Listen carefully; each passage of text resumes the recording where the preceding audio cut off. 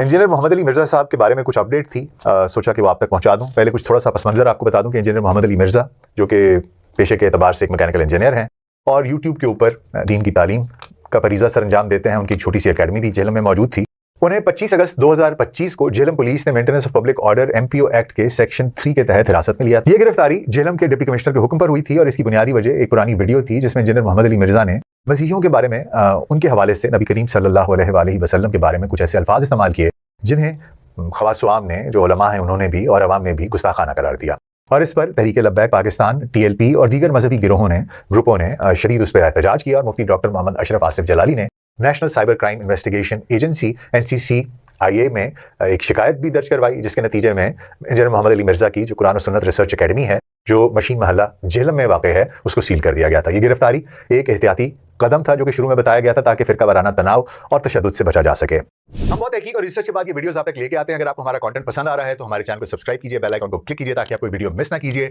और अगर आप UK, US, कनाडा के रहने वाले हैं तो आप हमें थैंक्स का बटन प्रेस करके भी अप्रिशिएट कर सकते हैं। आपका बहुत बहुत शुक्रिया। इंजीनियर मोहम्मद अली मिर्ज़ा जो अपने YouTube चैनल पर 31 लाख से ज्यादा सब्सक्राइबर्स रखते हैं, पहले भी तनाज़ात का शिकार रहे हैं। जैसे कि 2020 में सेक्शन 153A के तहत गिरफ्तारी और फिर 2023 में गुस्ताखी का एक मुकदमा पहले भी था, लेकिन वो सूरत हाल मुख्तलिफ थी। ये सूरत हाल उनके लिए अब तक की सबसे संगीन सूरत हाल दिखाई देती है और उनका मुस्तकबिल ऐसे लगता है जैसे कि एक धागे से लटक रहा है, हैंगिंग बाय अ थ्रेड। आइए जरा देख लेते हैं कि उनकी गिरफ्तारी के बाद से पेशरफ्त क्या हुई है। 25 अगस्त 2025 को गिरफ्तारी के बाद से लेके आज तक कई अहम पेशरफ्त हुई हैं। इब्तदाई तौर पर झेलम पुलिस ने हिरासत की तरदीद की, लेकिन बाद में तस्दीक की कि इंजीनियर मोहम्मद अली मिर्ज़ा को MPO के सेक्शन 3 के तहत हिरासत में लिया गया है और फिर उसके बाद उन्हें जेल मुंतकिल कर दिया गया। इस दौरान सोशल मीडिया पर शदीद रद्द-ए-अमल देखने में आया। बहुत से लोगों ने इंजीनियर मोहम्मद अली मिर्ज़ा के खिलाफ पोस्ट की, उनको गुस्ताखी का मुर्तकिब करार दिया और बहुत से लोगों ने रिलीज इंजीनियर मिर्ज़ा और जस्टिस फॉर अली मिर्ज़ा के हैशटैग्स के साथ भी वो भी ट्रेंड करते रहे, जहां उनके हामियों ने और उनके मुखालिफों के दरमियान एक तसादुम की सी हालत रही। हमने इसके ऊपर एक वीडियो बनाई थी, उसके ऊपर भी इसी किस्म के हालात थे। कुछ लोग उनके हक में बात कर रहे थे और कुछ लोग उनके मुखालिफ बात कर रहे थे। जो उनके हक में हैं वो उनकी रिहाई का मुतालबा करते हैं और जो उनके मुखालिफिन हैं, खुसूसी तौर पर TLP के जो कारकुनान हैं, उन्होंने सख्त कार्रवाई का मुतालबा भी किया था और इसके साथ साथ एहतजाज भी रिकॉर्ड करवाया था।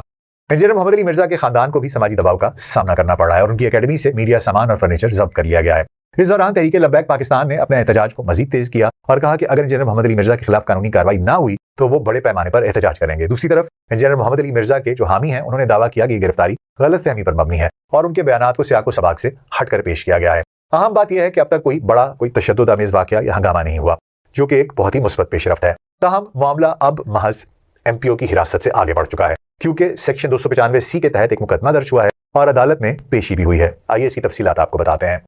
सेक्शन 295C के तहत FIR दर्ज की गई है। 26 अगस्त 2025 को झेलम सिटी पुलिस स्टेशन में एक FIR दर्ज की गई जिसमें इंजीनियर मोहम्मद अली मिर्ज़ा पर इल्जाम लगाया गया कि उन्होंने अपनी एक वीडियो में नबी करीम सल्लल्लाहु अलैहि वसल्लम के बारे में गुस्ताखाना अल्फाज इस्तेमाल किए हैं जो मुसलमानों के मजहबी जज्बात को मजरूह करते हैं।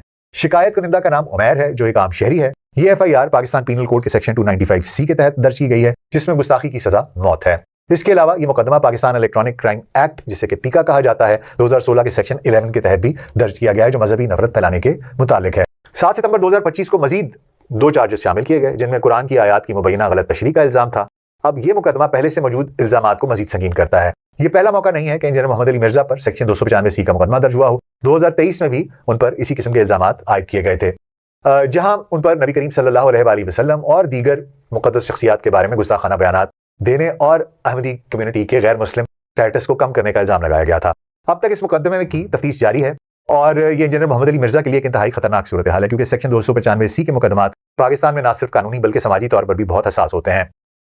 अदालत में पेशी और रिमांड के बारे में भी आपको बताता चलूं कि जनाब 12 सितंबर 2025 को इंजीनियर मोहम्मद अली मिर्ज़ा को फेडरल इन्वेस्टिगेशन एजेंसी FIA ने रावलपिंडी की ज़िलाई अदालत में पेश किया। सीनियर सिविल जज वकार हुसैन गोंदल ने FIA की दरखास्त पर 7 दिन का जिस्मानी रिमांड मंजूर किया और ताकि वीडियो और बयानात की मजीद तफ्तीश की जा सके। अदालत ने हिदायत दी कि तफ्तीश मुकम्मल करके 19 सितंबर को दोबारा पेश किया जाए। ये पेशी सख्त सिक्योरिटी में हुई क्योंकि समाजी दबाव और एहतजाज की वजह से सिक्योरिटी खदशात मौजूद थे। 18 सितंबर 2025 को जिस्मानी रिमांड मुकम्मल करके उसकी तकमील के बाद इंजीनियर मोहम्मद अली मिर्ज़ा को 14 दिन के जुडिशियल रिमांड पर अडयाला जेल रावलपिंडी मुंतकिल कर दिया गया। ये मुंतकिली साइबर क्राइम इन्वेस्टिगेशन एजेंसी के ज़ेर इंतजाम हुई और सिक्योरिटी वजूहात की बिना पर पेशी एक दिन कबल कर दी गई, यानी कि एक दिन पहले कर दी गई। अडयाला जेल जो पाकिस्तान की एक मारूफ जेल है और जहां दीगर आम शख्सियात जैसे कि इमरान खान वो भी वहीं पर कैद हैं, तो जनाब वही अडयाला जेल अब इंजीनियर मोहम्मद अली मिर्ज़ा का भी मौजूदा ठिकाना बन गया है। ये पेशरफ्त उनकी गिरफ्तारी के बाद से सबसे बड़ी तब्दीली है और इससे जाहिर होता है कि मामला महज एहतियाती हिरासत से आगे बढ़ चुका है कानूनी कार्रवाई की तरफ निकल पड़ा है। इंजीनियर मोहम्मद अली मिर्जा के लिए ये अब तक का सबसे बड़ा इम्तिहान है, क्योंकि सेक्शन 295C के मुकदमात बहुत संगीन होते हैं, जैसा कि मैंने आपको बताया कि इसमें सजाए मौत तक बात पहुंच सकती है।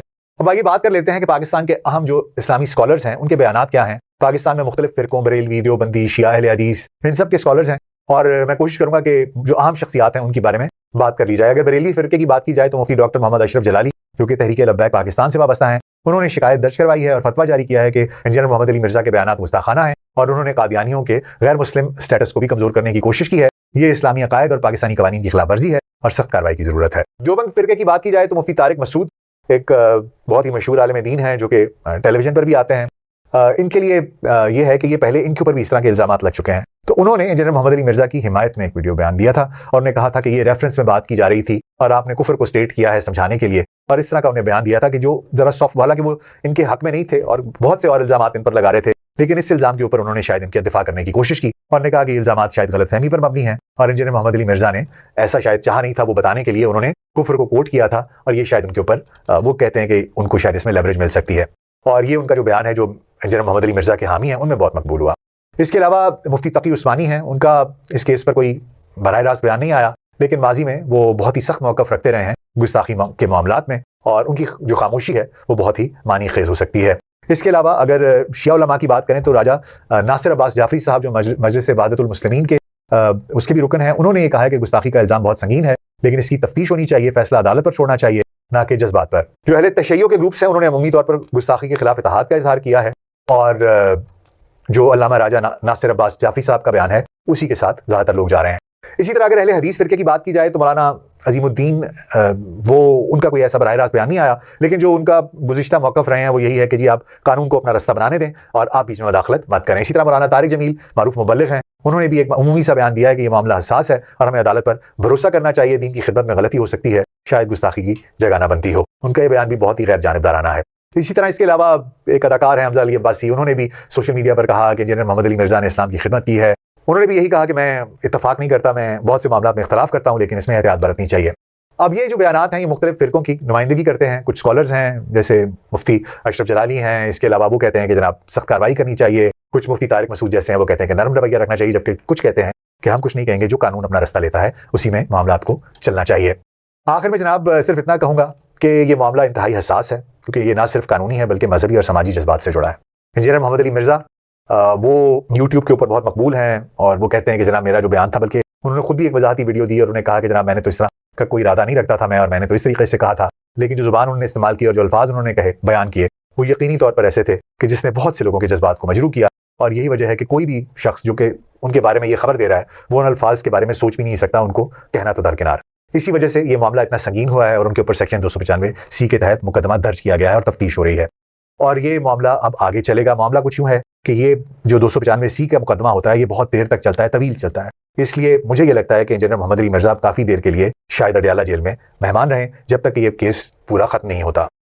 इसके अलावा मुस्बत पहलू सिर्फ यही है जनाब कि इसमें कोई तशद्दुद वाक़या नहीं हुआ, कोई हंगामा नहीं हुआ, और उसके बाद ये भी है कि कोई इस तरह की बात नहीं हुई कि जिसमें मामलात को इस नहज पर आना पड़े कि पुलिस को इंटरवीन करना पड़े या कोई लॉ एंड ऑर्डर की सिचुएशन बने। मनफी पहलू ये है कि ये मुकदमा, जैसे मैंने आपको बताया, कि बहुत तवील चलते हैं, इससे समाजी तकसीम बढ़ती है, और माजी में जुनैद जमशेद, मुफ्ती तारिक मसूद, इस जैसे लोग भी इन इल्ज़ामात का सामना कर चुके हैं। उन्होंने माफ़ी मांगी और कानूनी कार्रवाई से बच गए, और उलमा ने उनके साथ जो भी मामला था वो इस तरीके से किया कि उनकी माफ़ी को कबूल कर लिया गया।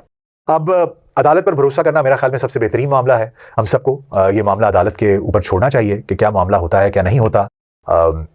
उम्मीद करते हैं कि मुल्क में इस सिलसिले को लेकर कोई ऐसा वाक़या नहीं होगा, कोई पुरतशद्दुद मुज़ाहिरा नहीं होगा, और वो कि ये बहुत जज्बाती मामला है, लेकिन इस बात पर अदलिया को, उसके अल्फाज को, उसके हुक्म को, उसके फैसले को हतमी माना जाएगा। आपकी इस बारे में क्या राय है? आप इससे मुझे ज़रूर आगाह कीजिएगा। अभी तक की अपडेट इंजीनियर मोहम्मद अली मिर्जा के बारे में यही थी। अस्सलामु अलैकुम व रहमतुल्लाहि व बरकातुहू। जी नाज़रीन, उम्मीद है कि आप तमाम दोस्त खैरियत से होंगे। उम्मीद है कि आप लोगों ने मुकम्मल वीडियो बगौर देखा होगा। तो इस तरह वीडियोस देखने के लिए हमारे चैनल को सब्सक्राइब करें। रोज़ाना की बुनियाद पर 1 या 2 इस तरह की वीडियोस हम अपलोड कर लिया करेंगे और आप लोगों का फ़र्ज़ बनता है कि आप इस तरह वीडियोस को अपने दोस्तों के साथ शेयर कर लिया करें ताकि दीन फैलाने में आपको भी सवाब मिल सके। और इस चैनल बनाने का मकसद सिर्फ एक है कि लोगों तक दीन की बात पहुंच सके। तो आप लोगों का फ़र्ज़ बनता है कि इस चैनल को सब्सक्राइब करें और अपने दोस्तों के साथ इन वीडियोस को शेयर कर लिया करें। रोज़ाना की बुनियाद पर 1 या 2 इस तरह की वीडियोस हम अपलोड कर लिया करेंगे।